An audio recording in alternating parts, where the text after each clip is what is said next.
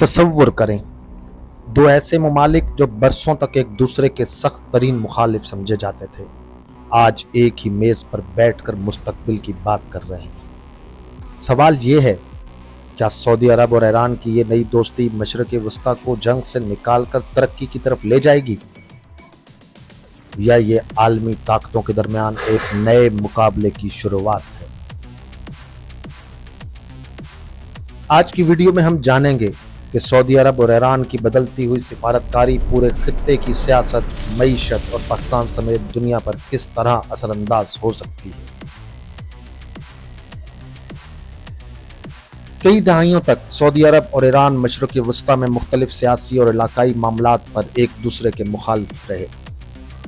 इस कशीदगी के असरात यमन, शाम, लिबनान और दीगर इलाकों में भी देखे गए, लेकिन हालिया बरसों में दोनों ममालिक ने सिफारती ताल्लुकात बहाल करने और बराह रास्त बातचीत का रास्ता इख्तियार किया।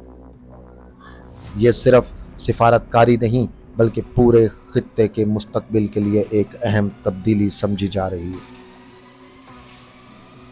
अगर सऊदी अरब और ईरान के ताल्लुकात मजीद बेहतर होते हैं तो सबसे बड़ा फ़ायदा मईशत हो सकता है। खलीज में इस्तेहकाम आने से तेल की सप्लाई ज़्यादा महफूज हो सकती है, सरमायाकारी में इजाफा मुमकिन है और बैनुल-अक़वामी तिजारत को भी फ़ायदा पहुँच सकता है। खित्ते में अमन का मतलब सिर्फ जंग का खात्मा नहीं बल्कि रोज़गार, इंफ्रास्ट्रक्चर, सियाहत और नई इक़्तिसादी शराकतदारी के मौक़े भी हैं।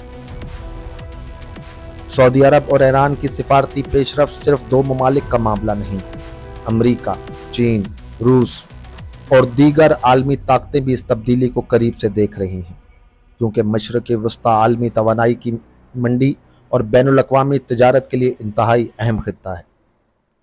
ये बदलती हुई सिफारतकारी मुस्तकबिल के इलाकाई इत्तेहादों और इक़्तिसादी ताउन पर भी असर डाल सकती है। पाकिस्तान के सऊदी अरब और ईरान दोनों के साथ तारीखी ताल्लुकात मौजूद हैं। अगर खित्ते में इस्तेहकाम आता है तो पाकिस्तान के लिए तिजारत, तवानाई, सरमायाकारी और इलाकाई राब्तों के नए मौक़े पैदा हो सकते हैं।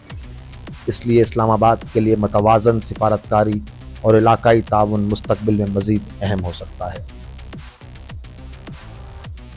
क्या सऊदी अरब और ईरान का ये बाप मशरिक़ वस्ता को एक नए दौर में दाखिल करेगा या फिर पुराने इख्तलाफात दोबारा सर उठाएंगे?